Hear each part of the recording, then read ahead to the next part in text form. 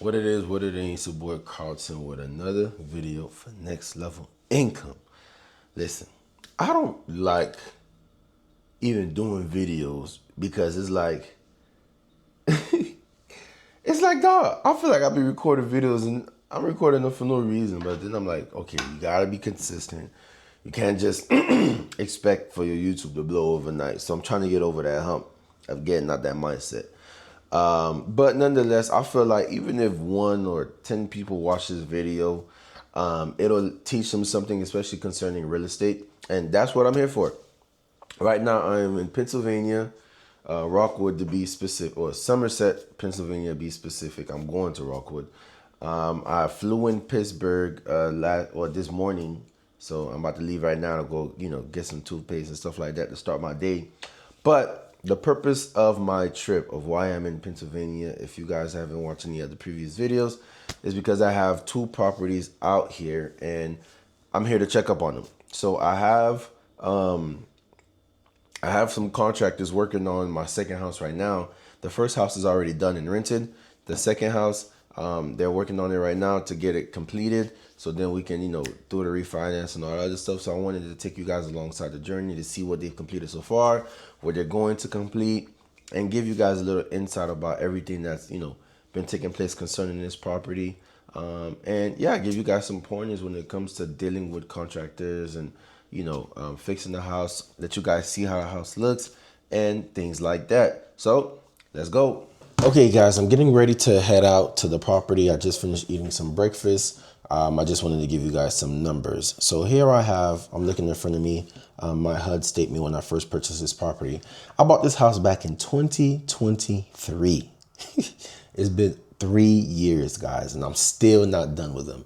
Now, one of the houses is already done. We fixed it up, rented out. Okay, boom, boom. And now I'm on the second property. Okay, so both of the properties I bought for $110,000. But after the closing costs, after the wholesale fee and everything like that, it came out to $130,000. So both houses, all in all, I'm in it $130,000. As of right now, between renovation, I spent around $71,000. That's aside from the closing costs and things like that. Now, the good news is the house actually appraised, or it's worth more than I originally did when I ran the numbers. When I originally ran the numbers, both houses were supposed to be finished, or the ARV was supposed to be around $150,000 each house, right?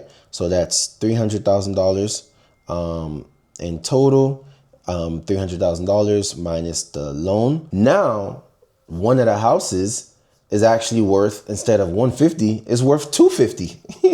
And all in all, the deal is still pretty good. Even though it's been taking me forever, which is why I will not be investing out of state again. I'm staying my butt in my backyard. So let's get the cracking. Let's get to work. And we have made it. For anybody that have not seen this house, let me give you guys the backstory. I bought this house and the house next to it. Let me see if I can give you guys a view. Back in 2023. The White House is already rented out, already done renovations. Now we are on to this house.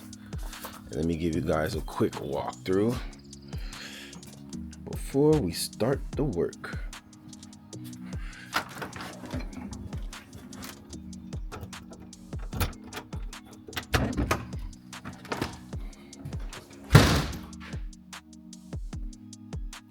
We got a lot of the material here already.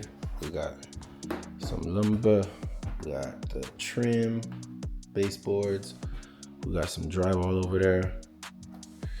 We took off all of the doors because we're going to paint them and change the handles. This is a 3-bedroom, 1 bath.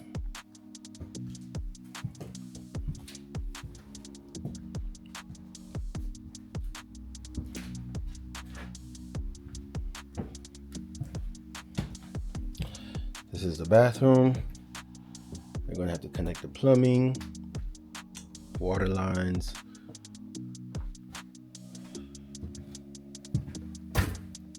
the master bedroom.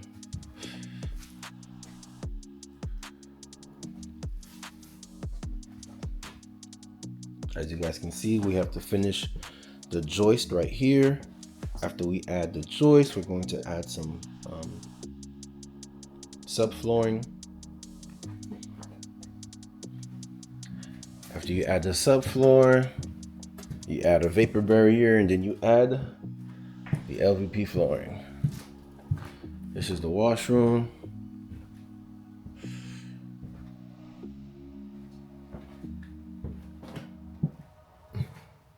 So even though it's a 3-bedroom, this is the kitchen.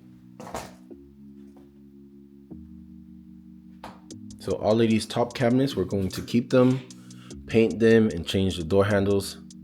Surprisingly, as ugly as these are, anytime you paint and change the door handle, bro, it make it look brand new. It makes absolutely no sense, especially if you decide to like sand them down first. So that's a good thing.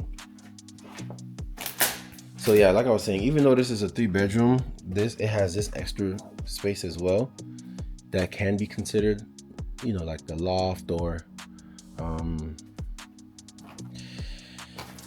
4th bedroom. You can definitely set up a 4th bedroom here. We gotta clear all of this stuff out. I don't know what I'm gonna do with this, to be honest.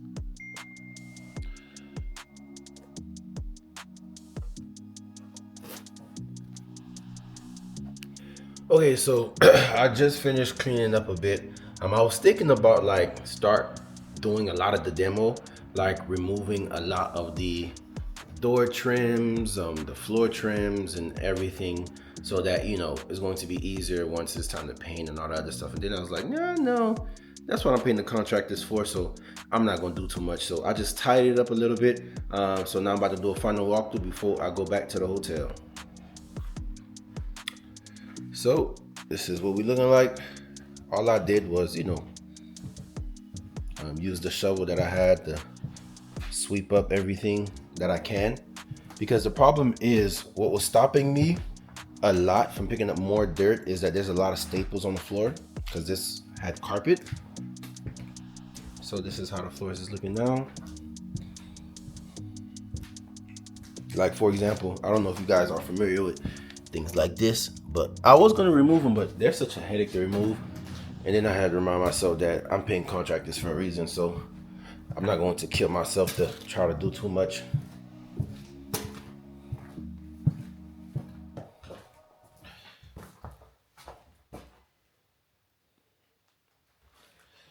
And then this room has really an opportunity to be another bedroom.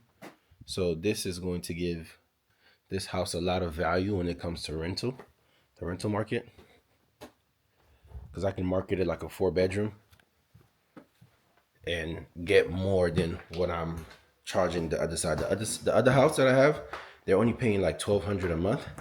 For a house like this, I can probably get like $1,600, simply because of that extra bedroom. I decided to do a pop-up on the house to see what the contractors got done so far. And these busters ain't do nothing. I paid these fools over $10,000 3 weeks ago, and the only thing they did was pump out some water. But I wasn't going to make my trip for nothing, so I decided to clean up.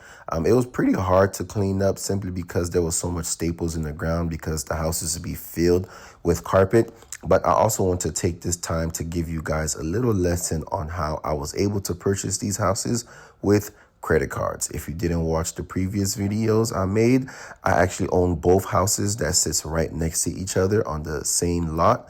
But yeah, I was able to purchase them with credit cards, and I'm going to give you guys the walkthrough on how I was able to get that done as you guys watch me clean up this filthy house. What's funny about this video is I was literally just going back and forth with someone about being able to purchase a house with credit cards, and they was like, boy, that's not possible. Guys, listen, buying a house with credit cards is not like buying, something from the store. Obviously, it's not that simple. You're not just going to go swipe a house with a credit card. No.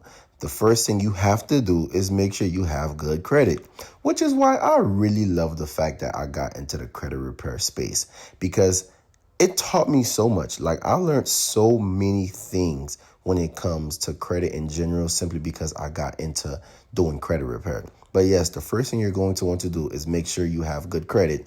And then after having good credit, you're able to go through the process of business funding, whether it's personal funding or getting it under an LLC. I would advise getting it under an LLC because business credit cards typically give you higher limits. Now, once you get approved for the cards, whether it's personal or business, you then figure out a way to liquidate them. There's a plethora of different ways you can go about liquidating a credit card, whether it's through gift cards or using services like Buy For Me Retail, or even doing a balance transfer. But the most important thing is to get the money off of the cards. So once you get the money off of the cards, you have the cash. Now, this is how the house looks after I'm done cleaning. I'm not going to lie, this house has so much potential. It's going to look phenomenal when we're done with it. But all in all, guys, yes, you can buy a house with credit cards. You just want to make sure you know what you're doing when it comes to investing, when it comes to buying, when it comes to eyeing out deals, so that you do not get into a whole bunch of debt and you don't really know what you're doing. So make sure you have someone that's guiding you through the process. If you have anybody that actually has houses, guys, don't go find a mentor that don't have no houses, that can't really take you through the process. Find a mentor that will take you through the process so that you do not mess up. Okay, so I included the video that I posted on Instagram giving you guys a breakdown on how I purchased the property with credit cards, and I wanted to add another one as well before I take off. So the easiest way I, liquidated credit cards was by invoices. So what I would do is any client that paid cash, what I would do is go on my merchant system and create them as a customer, and then send an invoice, pay it with my credit card, and get the direct deposit. Now, the IRS should be happy I did that, right? Because let's be honest, majority of businesses that, that has merchant and cash deposits, they're not recording them cash deposits. No, the amount of money they make off the merchant is enough for them to be paying taxes on. So it made it easy for me to really keep track of my cash deposits as well by, totaling up everything, and also making sure that I'm paying taxes on that income, because when you get income from the merchants is sending your I think what it is, a 1099K form or something like that to the IRS. So that was the primary way I was liquidating the credit cards to buy the house. But to give you guys a final update, we ordered a dumpster that comes tomorrow. And then the workers are going to begin working on the house on Monday. And it's a good thing that I came out here, right? Because I had to put some real fire on the person that's handling it. Because it's like, yo, bro, whew, when it comes to like real estate, bro, you have to stay on top of these people. You have to stay on top of them. You got to put pressure on them. Like, especially when you the one spending money. Yo, don't let nobody play with your money, bro. Don't let nobody play with your money, your time, or your intellect. But that is it, and that is all. Y'all keep striving to take your income to the next level. Peace.